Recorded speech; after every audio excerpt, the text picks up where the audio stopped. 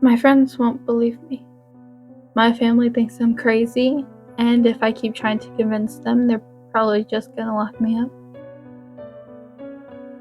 But I need help, and I think that strangers online are my last hope.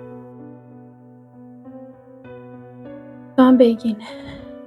If you meet me, if you see me walking down the street and I say hello, if you meet me in a bar and feel inclined to buy me a drink, or if you match with me on a dating app and make plans, kill me. End it. I don't care how it's done. I'd prefer it to be as painful as possible. But I know that's probably a lot to ask. Sorry, a lot to ask someone who doesn't know me to commit murder on my behalf. I'm sorry to put such a burden on you, but I truly can't do this any longer.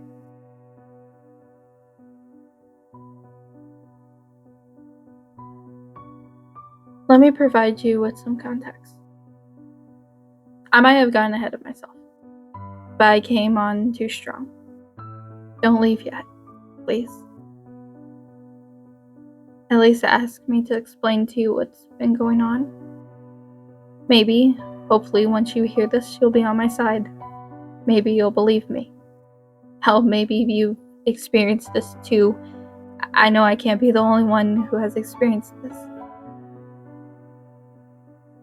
It started 2 months ago at Mix.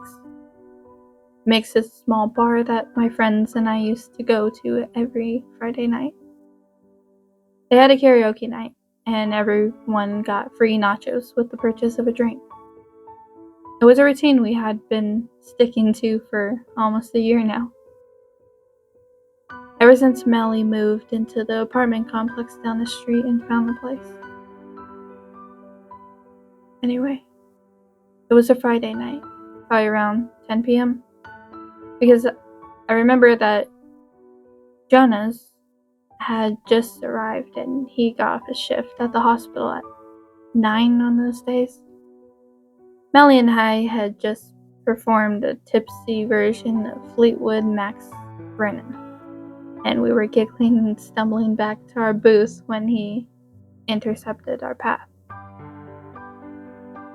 He said his name was Tony, short for Antonio.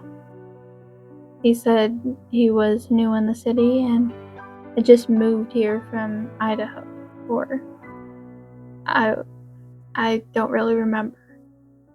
He really wanted to talk to me. He said I had a nice voice and he really enjoyed my performance. And he would like to get to know me a bit better.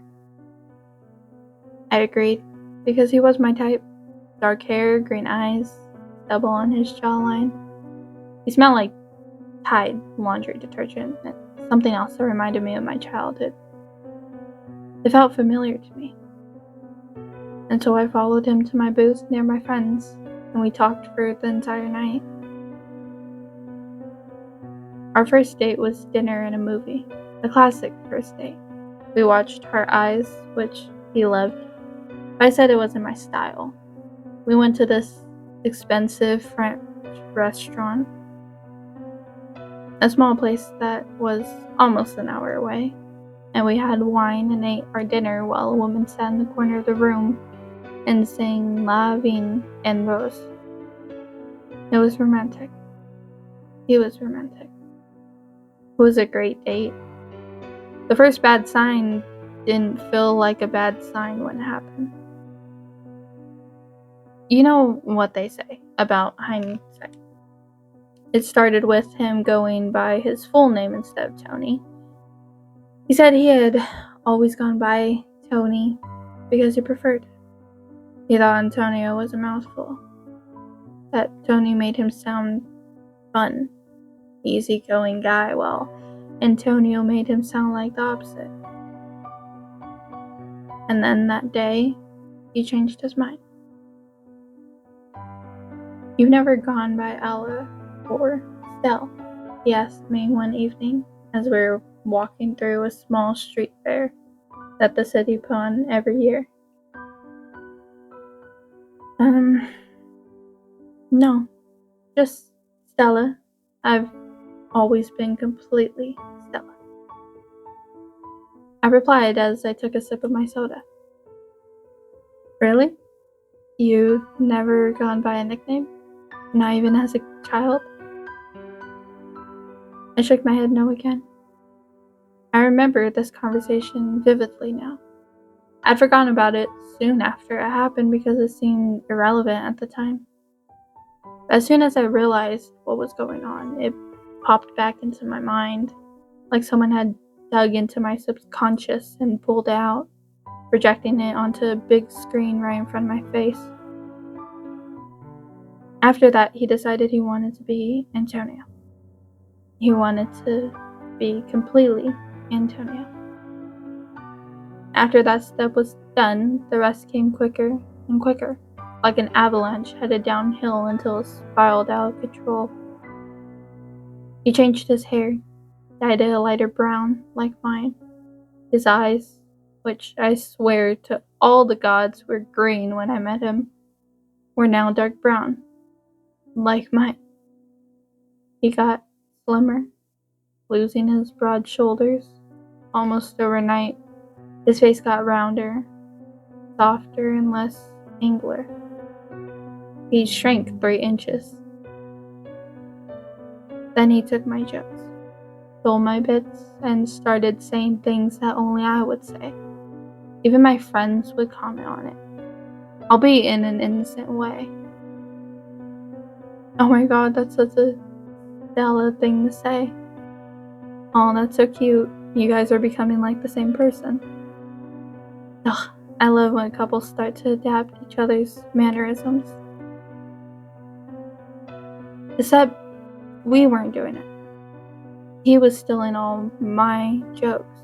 He was taking all of my catchphrases. He would use my references that he didn't even know previously. He stole my styles, swapping out his Vans, jeans, and button-ups for thrifted boots and band tees. He got glasses even though he didn't need them, and he went vegetarian. The worst part about this, the part that pisses me off the most as this was taking place, was the fact that everyone, and I mean everyone, acted like I was insane. They acted like he had always been like that. He never went by Tony. Stella, what are you talking about? His eyes were never green. I think you were misremembering. Maybe it was just the light in the bar that night. He's always been the exact same height as you. It's impossible for someone to shrink. It was such bullshit. It's making me mad all over again to think about it now. Nobody believed me. I tried showing them pictures where you can clearly see the differences, and it was like they didn't even notice them. Like I was the only one that could see the picture as it was. I need to calm down. But I'm not finished telling my story yet. And I worry about you getting bored. I need you to believe me. So would you believe me when I tell you that about 2 weeks ago, he became me? I mean, he literally became me. He morphed into a clone of me. He goes by my name, he wears my face, and hangs out with my friends. I almost had a heart attack when I saw it the first time. It was like looking in a mirror, a fucked up mirror who had taken over my life. My friends acted like nothing was wrong, like he had always looked like that. They didn't even think we looked alike at all. They didn't think it was weird that we had the same name. Everything was just a big, fat, stupid coincidence to them. It's so frustrating. It almost makes me laugh. So that's where we are now. He, or I don't know, it can't be human, can it? Whatever it has become me and is ruining my life. He picks up my medications, takes my appointments, takes my Pilates classes, hangs out with my family, everything. I need you to kill him. It's me. Something needs to die. Please. My name is Stella Colby. I'm 5'5", short brown hair, curly, collarbone length, brown eyes, big glasses with thick red frames. I've gotten a tattoo of a skull on the inside of my right wrist and a 4-inch long scar that runs down the back of my right arm, down my elbow. It's from when I fell off a horse as a child. I'm 156 pounds and I'm a big fan of rock music, specifically Blondie. I love action movies and I'm allergic to cinnamon. You might meet me out in public, in the produce section of your local supermarket. Maybe on Bumble or Hinge or Grindr. I'm in thrift stores a lot. Maybe watch out for me there. You know it's not the real me because I haven't left my apartment in over a week. And I have no plans of doing so. I want that thing gone. I want it gone from this world before I ever step foot outside again. I don't know how it picks its victims. It's quite charming, so just be careful. You can try to avoid it if you want, but your best bet is to just kill it and put an end to this thing. So please, if you meet me, if you meet it as me, please kill it.